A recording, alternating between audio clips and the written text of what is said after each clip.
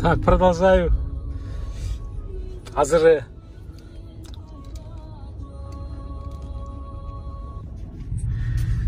стоянкадан чыгайын. Тетякта бир столовый бар да, японский столовый деп коет. Учакка кирели. Биякта көрүнөрбү, тиги завод не бар.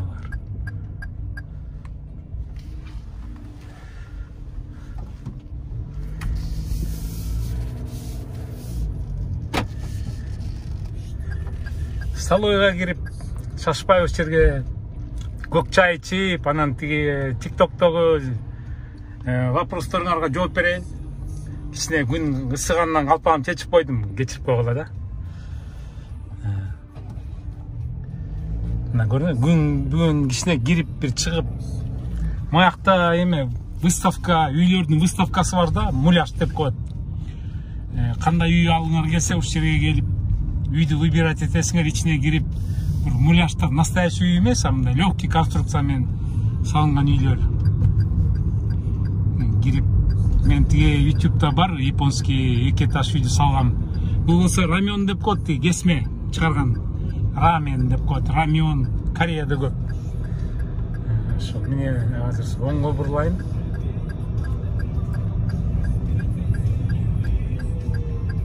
Деп анан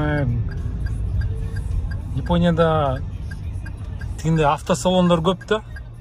Автосалон тиги Nissan деп жазып турат го тээ жакта. Ал автосалондо деген жаңы машина сатылат да, заводской. Деп анан силер заводской десе, например, Японияда мындай да, салонго барасың, анан тиги эмени каталогтап чыгышат компьютерденчи, кандай машина алгың келет депчи.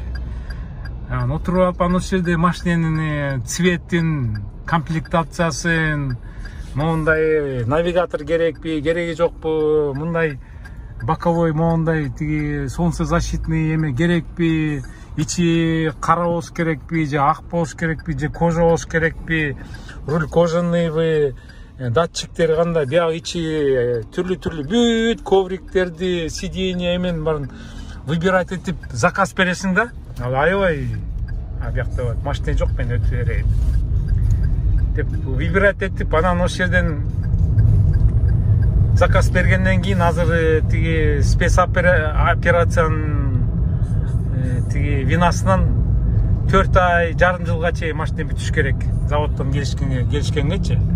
Анан бушный машинелер деле бар, но бушный машинелер Японияда аябай кымбат.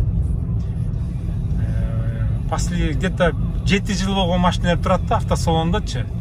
7 жылдан ашып кеткен машинелер уже биякта сатпайт. Алар деген тиги аукцион кетет, общий заграничный аукцион. Алар деген чоң тетиги. Машинени көрдүңөрбү? Ушу машинени мен алайын деп эме Honda Slash деп коет. Тетиги эшиги, артыңкы эшигинин ручкасы тетиги стекло турат го, окошко. Ошол жерден ачылат да. Булар первый раз ушу использовали да, мында көрдүңөр, эшиктин артында эшиктин ручкасы жок. Тетиги Альфа Ромео окшоштуруп койгон да. Анан тиги кебетеси дагы мында артыңкы стеклосуна мында жабыштырып, чисто мында европейский машина, ну, консервный банка эмес дечи, ну, ушуну алайын деп анан эме койчу деп эн вагон алгам да. Ошондой анан аукциондордо барып алып ошол жерде киресиң, аукционго киргенге жараша деген сендин биякта компанияң болушуң керек, который например тааныштарың болуп контейнерге грузить этип закреплять этиш керек да. Бир контейнерге кичине машинелер болсо 5 машина атат. А мындай чоң Альфарада джиптер болсо 3 же 4 батырат да. Но балдар эме Кыргызстанда закон бар, эме праворульный запрещен болуш керек, поэтому көбүнчө өзүңөр суранып атасыңар, байке машина салып жер дегенде мындай деп. Ввоз в Японию, в Кыргызстан запрещен, поэтому я не знаю, может, если закон поменять, может быть, тааныштар бар тиги Ниигатада, тааныштар, контакттар дагы бар. Если чо, ошо балдарга силердин данныйыңарды, личкаңарды берип коем, анан ошо балдар заниматься этишет.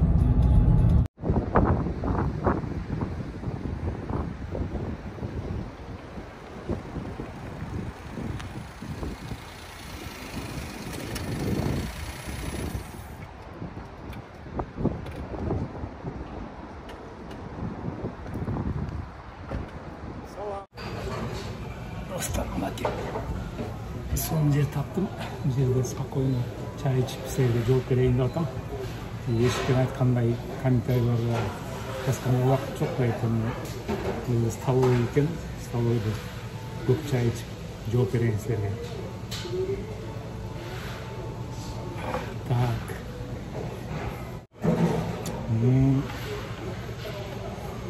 100дөн ашык 1000 киши кирип көрүп тиктокто меничи. Анан мен послушный экенмин, аябай силердин айткан сөздөрүңөрдү угат экенмин, кыргызча сүйлөп, бүт силер айтканды жасап. Силер болсо мен сурандым тиктокко кирип кичине, ой тиктоктон эмес, тиги тантрабай кечирип коелар. YouTube'га кирип подписка кылып коелар десем, 100 000 кишиден араң эле где-то 500 киши келиптир. Братчикалар ичине, братчика эмес, инилерим, карындаштарым, байкелерим, агаларым, эжелерим, апаларым кирип YouTube'га кирсеңер бүт баарын менен кыргызча бүт баарын тартып бүт баарын айтып берем. Азыр мына жооптун айтып берейин силерге. Значит, Бишкекте вообще эле колхоз кылып салыптыр. Скорый бизде деле, конечно, өкүрүш керек, бирок окуп ким жаратат дейт. Рахмат, биз да силерди кабар алып турабыз дейт. Хороший японский, ассаламу алейкум байке, молодец экенсиз, ишиңизге илгей, кантип барсак болот дейт. Кантип барсак, тил билбесеңер Япония киргизбейт, обязательно японский тил билиш керек. Такси айдаса болобу дейт, болбойт, биякта разрешение керек. Так, орусча болсо да YouTube'уңа кирип көрүш керек экен дейт.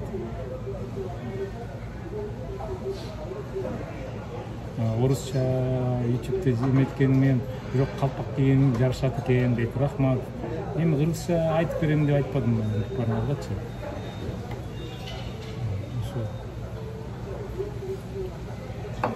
Тамагың таттуу болсун дейт. Кесме биздикинде эмес экен дейт. TikTok'то тиги бүт барыңар аябай ачык жазат экенсиңер. Анан мен бир эмени заметил, көрүп калдым да. Азыркы жаштар мындай экен, например, мурун деген биз тамак жасаш үчүн картошканы тазалап, этти кууруп, этти кесип, пиязды тазалап, чеснокты тазалап, бүт баарын кесип даярдап, анан эшикке от жагып, казанга май коюп, бүт баарын кууруп, этти кууруп, картошканы кууруп, пиязды кууруп, шашпай бүт баарын даамдуу кылып, туз салып, калемпир салып, кара мурчтан салып, ошентип кесме томаттын пастасына аралаштырып тамак жасап, где-то 1 саат, 2 саат тамак жасайт. Ошону берчүбүз да, анан тиги тамакты жеген кишилер даамдап, бул сонун тамак экен деп ошону баарын айтып атпайсыңарбы, кыргыздын кесмеси сонун депчи. Туура, мен 100% колдойм. Но азыркы жаш балдар, жаш кыздар, карындаштар, инелерим тиги доширак деген эме бар го. Тамакчы. Сейчас я объясню. И доширакка деген ичинде бүт бар да кургатылган. Ошону ачып туруп эле анан тиги кипятоктон эле тиги кайнаган суудан куюп туруп эле анан аралаштырып жеп аласыңар. Ошондо болуп калып турсуңар да. Кичине мындай даамдуу эле сразу эле бүт баарын алгыңа келип атат да. Тиги сразу эле байып кетип, сразу эле машина алып, сразу эле заграницага барып, эметип күпүлдөйүш деп ойлойсуң. Андай болбойт. Ал үчүн деген иштеш керек, окуш керек, иштеш керек. Аялың болсо, аялыңды поддержка кылышың керек. Балдарды окууга өткөзүш керек, окуу деп айтыш керек, билим алыш керек. Ошонун баарын алып, анан иши деген самообразование деп коет. Тиги кандай түшүндүрсөм, өзүнүн аябай окуп, билим көп алганда ошол байлык болот да. Ошо байлык менен анан силер деген тиги өйдө көтөрүлүп баштайсыңар да. Окуп өтөсүңөр, жумушка киресиңер, положение болосуңар, анан машина аласыңар, үй аласыңар. Анан түрлүү каалаган эмнелерди аласыңар, анан балдарыңарды окууга киргизесиңер, аларды окутасыңар. Анан ошентип бүткүлдөп ошентип жасайсыңар да, ойлойсуңар, ошондой болуш керек деп, мен ошондой оюмда. Может быть, мен где-то ошибаюсь, эмне дейт, адашып атам. Адашып атсам, тиги эме YouTube'те комментарийде жазып койгула, Сапар байке, сиз туура эмессиз, мындай кылыңыз, тигиндей кылыңыз деп. Да, мен көп нерсени, может быть, туура эмес айтып атам. Может быть, туура эмес силерге совет берип атам. В смысле, но мен силерге айтпадым. Мен бүт өзүм каналымда только вот өзүмдүн жизненный жолумду, өзүмдүн эмемди бүт айтып берип атам. Так что балдар ушундай. Мен кыргызча сүйлөйм, анан японча, мачигаттара, сенасена, плюшти кудасай, юрера армаскара, на джинсе юрера, абесанга иваритер карна, ма. Интересный вопростор бар да. Кечкеле эме. Байке мактанчак киши экенсиң депчи. Анда bu интернет, мол, социальный сеттер, TikTok, Facebook, Instagram, Одноклассник, анан дагы эмне бар. Ошолорго деген бүт мактанган кишилер бүт өздөрүн мактанып салып атпайбы? Ой, мен мында ученыймын, ой, мен тигиндей деловоймун, мен мындай бизнесменмин, киргиле реклама салып, бүт бар мактанып атпайбы? Аны мен эмнеси мактанып атам? Силер кирип TikTokко кирип бирдеме салсаңар, информация салып, өзүңөрдүн жүргөнүңөрдү, тоолорду, көлдү, машинеңерди салсаңар, это мактанчылык эмес. Для этого и существует социальная сеть. Братчиклар, ошону карынбагыла, ошону надо принять эме и проглотить дегендей. Бияктан эмне болуп атат? Тиз айдап кетейин, анан башка жол менен согуп кетем. Тиякта көп машина болуп атпайбы, анан кой деп мен могу жерден бурулам да, анан буруларда биякты мынтип поворот включать этип анан көрүнбөйт дегенде тетиги көрдүңөрбү? Десең ондай узкий жерде акырын мынтип туруп киребиз да мынтипчи. Анан бул жерде водительдер түшүнөт, срезать аппендицит деп коет, угол срезать деп. Заправка, самообслуживание заправка бул жерде. Коносаки ичижи тейши десу. Бир саат токто дейт. Тиги дөңгөлөңөрдү бесплатно үйлөтүп алса болот, тигерде эмелер бар да, специальный. Бул военный машина. Рахмат өткөзүп алат, көрдүңбү? Башыңды ийкеп койсоң эле өткөзөт буларчы. Бүгүн Toyota салон иштейт экен, ой, карагылачы, тиги машинанын RX 350 дейт, карагылачы, белый Lexus. Мынакей бүт жаңы нулевой, масловой машиналар сатылат бияктанчы.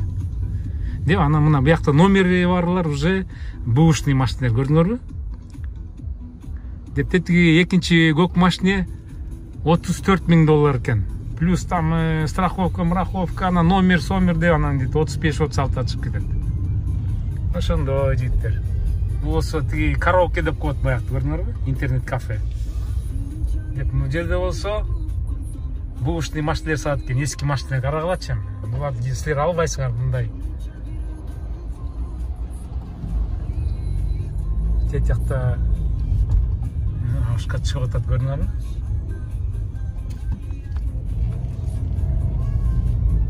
Деп биякта Mazda автосалону аябай көп. Деп анан мыякта гом турат, көрдүңөрбү? Милицейский гом азыр. Мен акырын көргөзүп коеюн, тиги жерде полицейский тиги мотоцикл турат, көрдүңбү? Полис деп жазып турат. Ошондой жигиттер.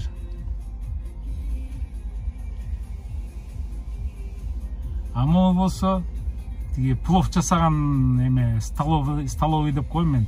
Тиги сыкия деп коет, 24 саат иштейт, көрдүңөрбү? Ичине кирсеңер бүт тиги күрүчтөн жасалган тамактар да. Японецтер тим эле күрүч дегенде шалкасынан түшөт да. Мына көрдүңөрбү? Сон тим эле тамактар, кари, мари деп коет. Бул поворачивать мен да бурулуп кетейин акырында. Деп мыякта болсо бушный машиналар, жаңы машиналар. Так, канча градус болду? Мына 12 градус болду. Эмки жумада кичине суугураак болот деп атышат. Ошондой жигиттер. Ладно, давайте подписка кылгыла, лайк койгула. Бүт барыңарга рахмат айтам. Чын ден соолуктан рахмат чын. От души всем. Тиги балдар школдан келе атат, көрдүңөрбү? Журактарын көтөрүп алып. өлүү машина экенин карагылачы. Так, ладно, давайте, пока всем.